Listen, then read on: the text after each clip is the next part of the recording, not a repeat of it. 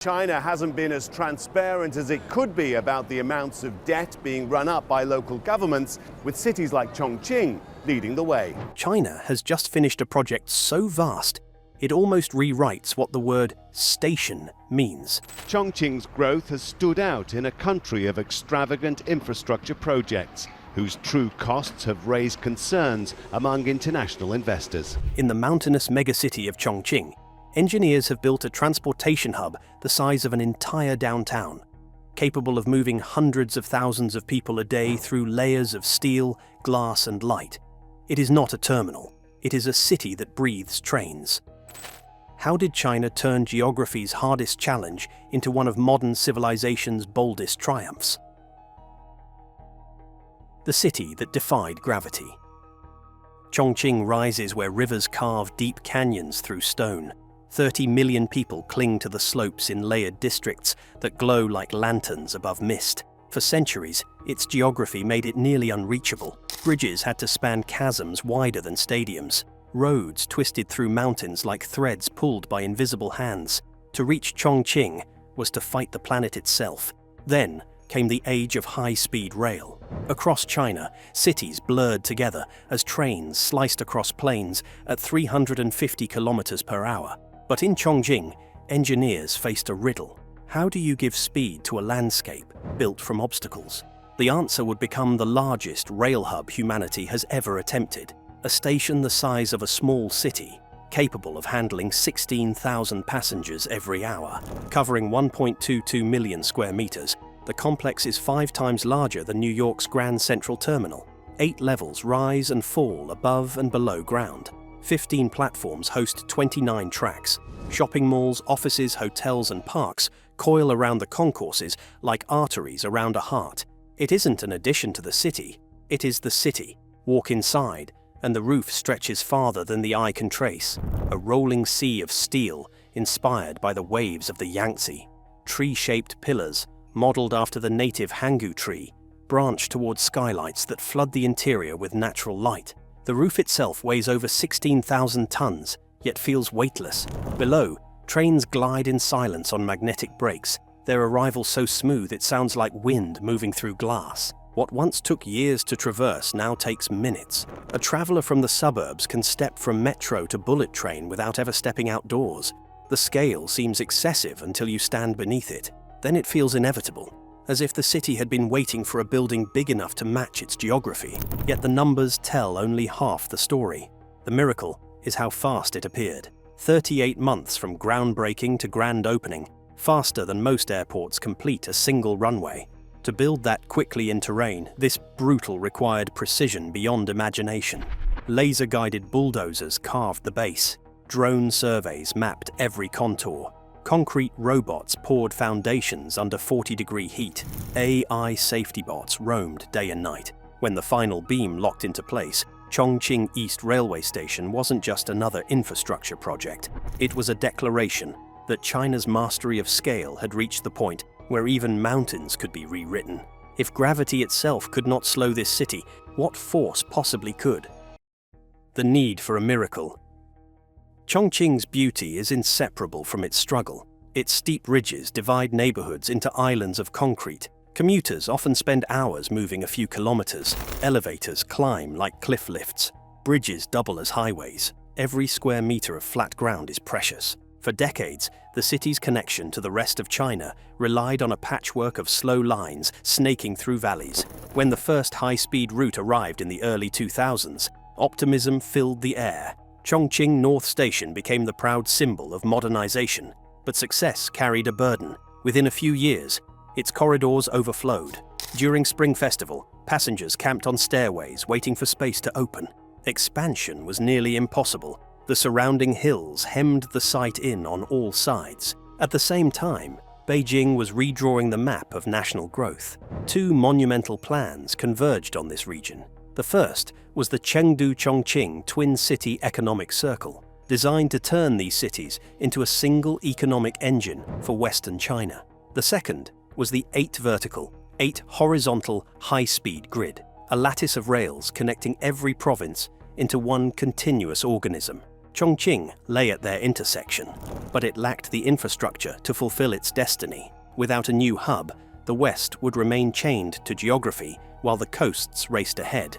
So, in 2019, central planners made their decision.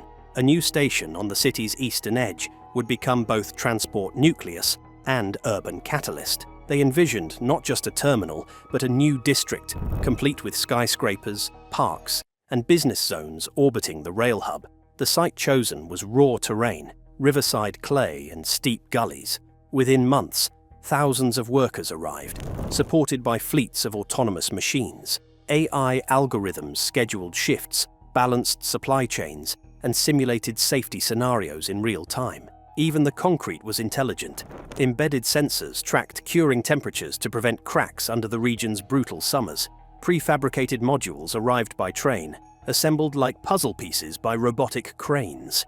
In a single week, crews could complete what once took a month. When the roof finally rose, supported by colossal branching columns, it symbolized more than architecture.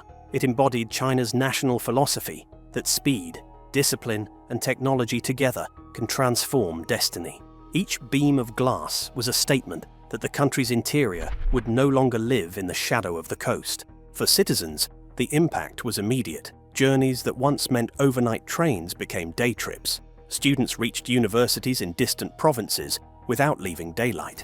Farmers transported produce to markets hundreds of kilometers away before it spoiled. What had been isolation turned into connection, and connection turned into opportunity.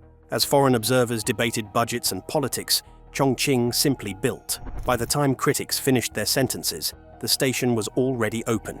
If an entire city can reinvent itself in 38 months, what excuse remains for the rest of the world? Building the unbuildable. The site chosen for Chongqing East was one of the most hostile landscapes ever attempted for a megastructure. Mountains pressed in from every side. Summer heat climbed beyond 40 degrees. Rain carved mudslides through half-finished trenches. Every natural force conspired to slow progress, yet work never stopped. Before a single column could rise, engineers had to tame the terrain. 10 million cubic meters of earth were moved to level the foundation. Entire hills were shaved away, while nearby ridges were reinforced to prevent collapse. Every step was calculated through digital modeling, translating geology into mathematics. Once stable, the land became a stage for the choreography of machines. Hundreds of excavators and cranes were guided by satellite signals accurate to the centimeter.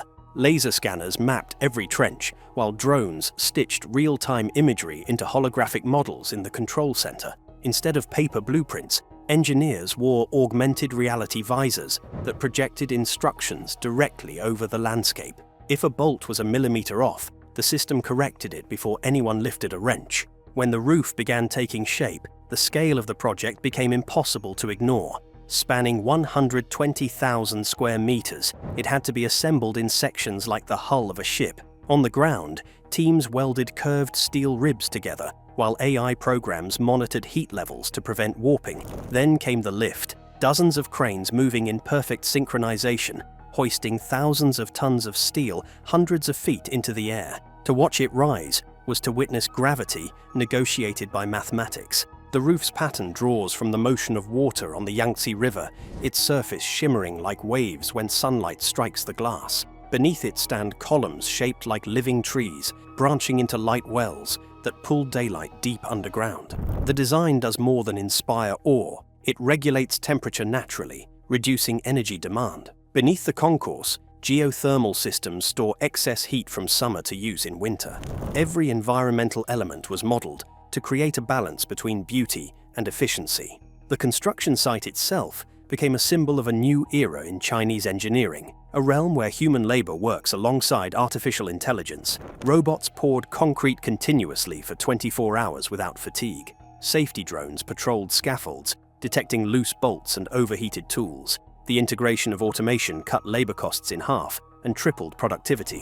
When it opened, the finished structure stood not as a triumph over nature, but a conversation with it. The building bends with the terrain rather than erasing it. Terraced plazas follow the contours of the hillside, creating spaces for gardens and markets. The main hall faces the rising sun, filling the interior with gold light every morning. To walk inside is to feel both small and empowered. The roof arches like a sky made by human hands. Trains whisper below your feet, ready to cross provinces in the time it takes to read a news article. Chongqing East is proof that in the right hands, technology can make architecture feel alive. If humans can shape mountains into motion, what limits remain for the imagination? When a station becomes a city. Most stations mark the end of a journey. This one marks the beginning of a civilization's next experiment. Step out of a train and you find yourself not in a waiting hall, but in a downtown district pulsing with light. The concourse opens into malls, hotels, and offices that blur together until you forget where transportation ends and urban life begins. This is China's new development model, station-city integration. Rather than building rail hubs on the outskirts, planners design entire cities around them. In Chongqing, that vision became the East Station Hub New City, a 3.5-kilometer district organized like an ecosystem. The terminal sits at its core as a beating heart, surrounded by arteries of commerce and housing that radiate outward. The numbers are staggering. 4 metro lines converge beneath the platforms, connecting commuters directly to every major district. Line 6 already runs, while Lines 24 and 27 are nearing completion, and Line 8 is in the planning stage. The result will be a true zero transfer system, where passengers can step from their apartment block into a metro car, reach the station, and board a high-speed train without once touching the street. Above ground, the transformation is even more dramatic. Glass towers climb around the terminal like reflections of its canopy. Office spaces fill with tech startups and logistics companies eager to be near the hub that links them to the entire country. Hotels advertise same-day connections to Beijing and Shanghai. Retail centers bloom inside the concourse, blending travel with leisure. For urban planners, this integration solves a problem older than the city itself. Chongqing's geography once fragmented growth into scattered districts divided by rivers and ridges. By creating a powerful new center in the east, the city redistributes population and commerce, easing congestion in older neighborhoods and opening new zones for industry. The idea extends far beyond convenience. It's about redefining what a city is. When movement becomes instantaneous, traditional boundaries dissolve. A train station can double as a business district, a residential hub, and a cultural plaza all at once. Transit becomes architecture, and architecture becomes lifestyle. At night, the effect is otherworldly. Lights from the roof pulse gently in rhythm with departures. Music from cafes drifts across plazas, where families gather to watch the illuminated trains glide by. The terminal never sleeps, because the city around it no longer pauses. Every arrival adds new life. Every departure opens space for the next. Officials call Chongqing East a living infrastructure, meaning it grows with the population rather than aging into obsolescence. Sensors monitor traffic and adjust lighting, cooling, and scheduling automatically. The surrounding district's energy grid is linked directly to the station's solar arrays, sharing power between transport and housing. It is an entire urban organism built to evolve. What once began as a solution to overcrowded platforms has become a prototype for future cities. The rest of China is already replicating the model. In Zhengzhou, Hangzhou, and Xi'an, new stations now rise with neighborhoods designed around them. Each acts as a seed for economic growth, spreading prosperity far from the coast. Yet even with all this logic and planning, there remains something emotional about standing in Chongqing East. You feel the hum of power under your feet, the vibration of hundreds of trains arriving and leaving in perfect synchrony. It is the sound of time made mechanical, of ambition turned into daily routine. If a single building can give birth to a new city, what could an entire nation of such buildings create? The network that rewrote a nation. From above, China's high-speed rail grid looks like a silver spiderweb binding the mainland together. At its heart now sits Chongqing East. Every direction radiates possibility. Northward, stretch the new Shanghai, Chongqing, Chengdu, and Beijing corridors. Southward run the routes toward Xiamen and the South China Sea. East and west, the rails join the Belt and Road's Trans-Eurasian lines, linking ports on opposite oceans. Each train that leaves Chongqing east carries more than passengers. It carries proof that national cohesion can be engineered. A country once divided by deserts, rivers, and language dialects now moves as a single organism. Freight once trapped inland reaches coastal markets in a day. Graduates find jobs hundreds of kilometers away without leaving family behind. Tourists cross entire provinces between sunrise and sunset. The system's precision borders on artistry. Control centers hundreds of kilometers apart coordinate departures with a timing margin measured in seconds. AI algorithms analyze vibrations, wind, and rail temperature in real time. Regenerative braking feeds power back into the grid. Smart scheduling software reads ticket demand, weather patterns, and holidays to shift capacity automatically. The network adapts like a living brain.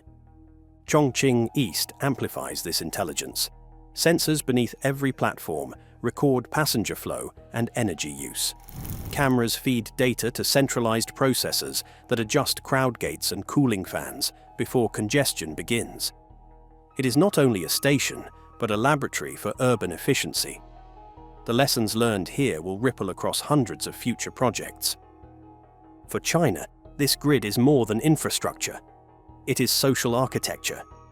Every kilometer of track collapses economic distance. Interior provinces once labeled developing now export goods faster than ports can receive them. Cities once separated by days of travel share labor, talent, and culture in real time. Connectivity becomes equality. Outside observers measure progress in miles of rail. Chinese planners measure it in shared prosperity. The goal is not simply speed, but harmony.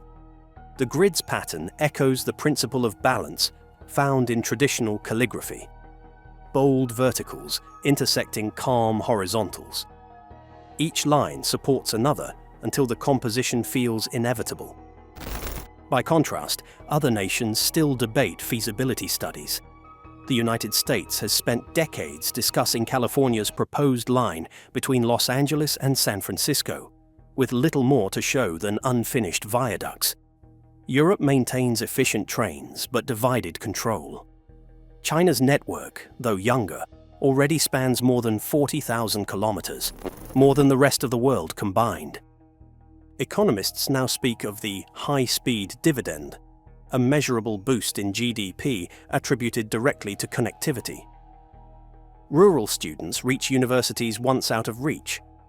Perishable crops arrive fresh.